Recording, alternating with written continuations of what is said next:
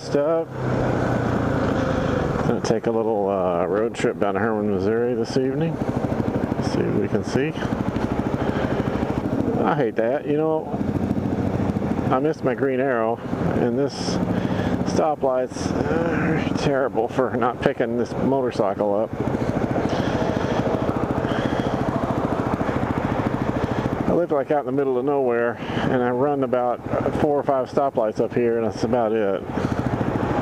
And man, it's all the time, but I think we'll survive.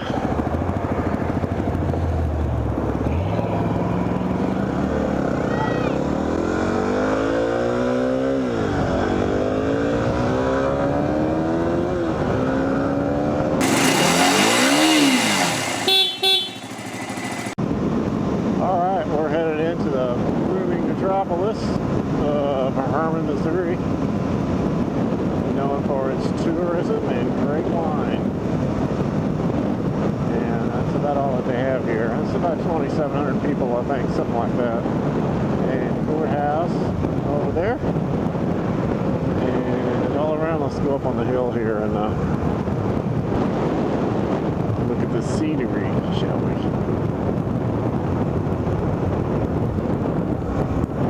This is the one way. See that guy over there? That's Hermann.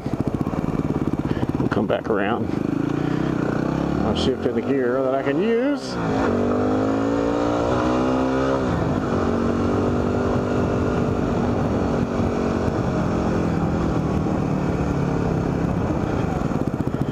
Okay.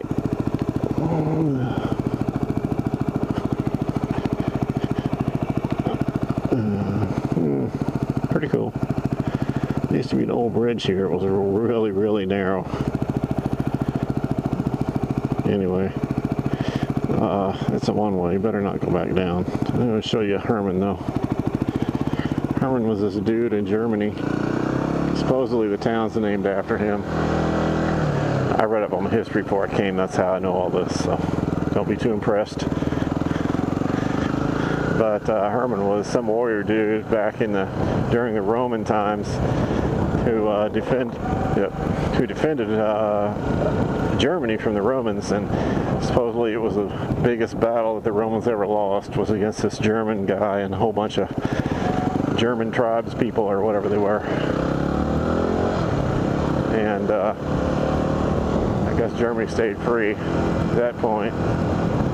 So anyway, somebody decided to name Hermann after him. Now, years ago, there was this roadside park up outside of town that had a sign that said Hermann meant Little Germany. So somebody's got their facts mixed up or something, maybe, I don't know.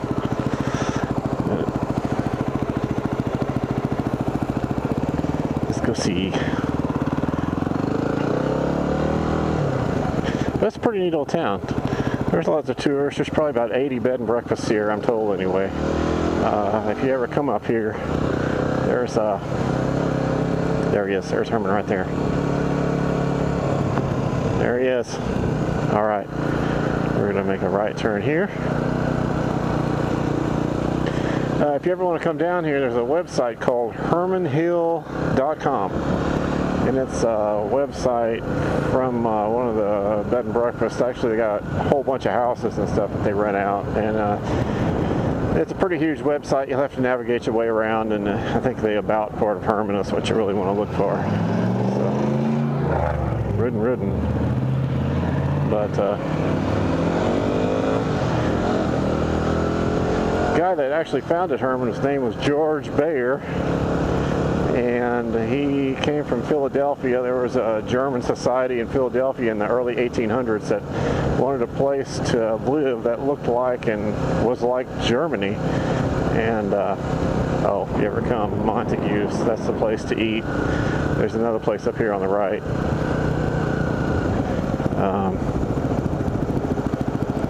See that dude? Oh, we'll come back and look at him again too. Anyway, George Bayer came here in the early 1800s and purchased 11,000 acres for this German society. They didn't like the English, influence of the English culture that they lived in, and so they wanted a place Wings. There's Wings Ablazing. This place here, the bikers all come and they'll have the street lined up with motorcycles in the parking lots, and I've seen like 50, 60 guys in there before. Well, anyway, those are the two places here in town I would suggest that you ate if you come here. So,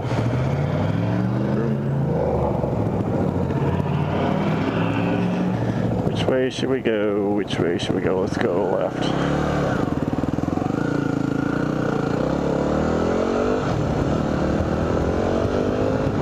I'm going to go around and show you George and finish the story. Yep. Anyway, George came, bought the 11,000 acres, and when it came time to come settle it, there was about 20 people came, took the last boat from St. Charles up the river during that season. So it was the last boat up before winter hit. There was nobody here. A few fur traders and trappers in the area, probably French. So the French had to save the Germans that winter.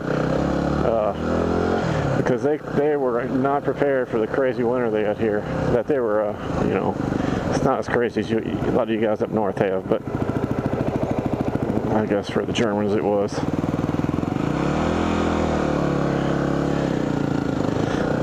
It's kind of hard to think and ride at the same time. Let's go say hi to George, huh?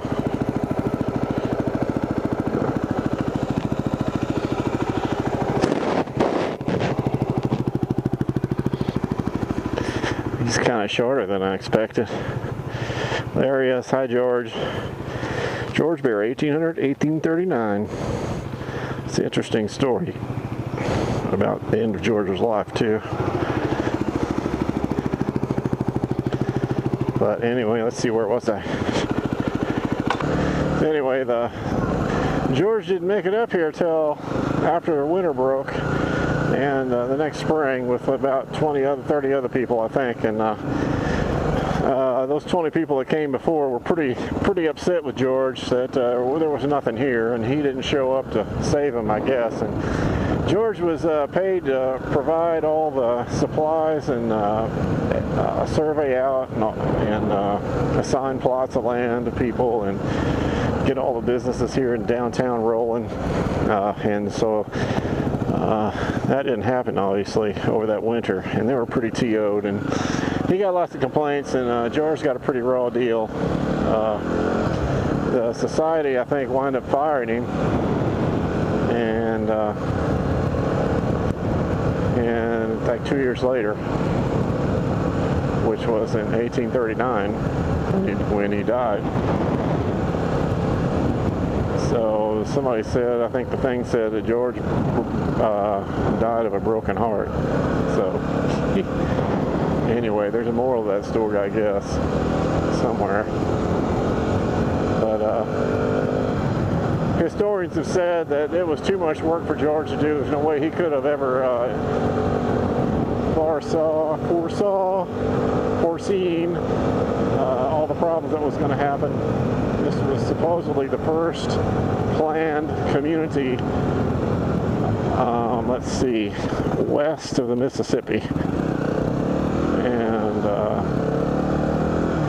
uninhabited.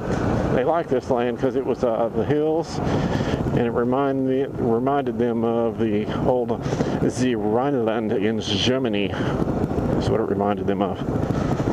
So let me show you where George is buried here. I think I remember where it's at. And it kind of, what did Paul Harvey used to say, and that's the rest of the story, or something like that, if I can get up there. Yeah.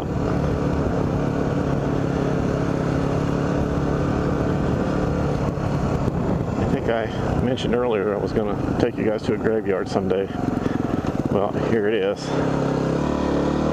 I really hadn't planned on it being this graveyard, but oh well.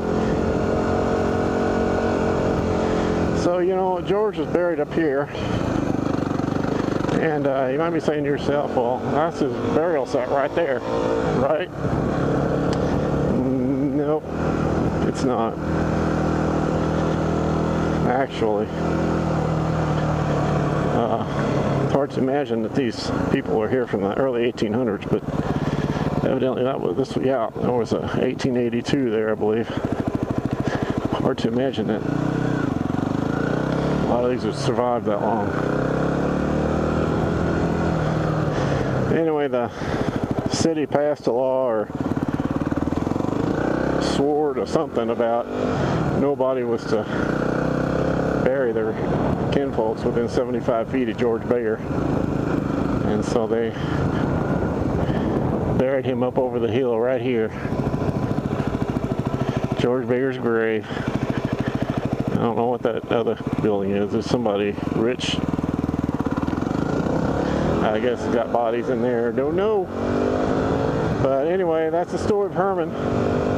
So if you decide to come up this way sometime, send me a message, and maybe I can show you around. So, all right, man. Ladies and gentlemen, that is the end of this motovlog. We shall see you next time.